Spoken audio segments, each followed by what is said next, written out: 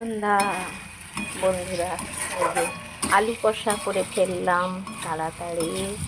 এই যে আলু কষা, আজকে জিরা, আদা, লঙ্কা, একটু কাশ্মীরি লঙ্কা আর সব রকম দিয়ে, আজকে তো পেঁয়াজ রসুন পড়বে না, চৈত্র মাসে রসুনও পড়ে না।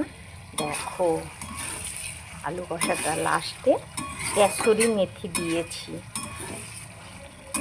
আর এলাচটা ফুটনে দিয়েছি, মানে তেলের পরেই এলাচটা দিয়েছি। কেমন হয়েছে বন্ধুরা কমেন্ট করে বলবি। দেখেছো আলু কষাটা, আর একটু তেলাক্ত ভাব আলু কষা না হলেও ভালো লাগে না। সব দিন তো আর খাওয়া হয় না, এক আধ দিন খেতে ভালো লাগে।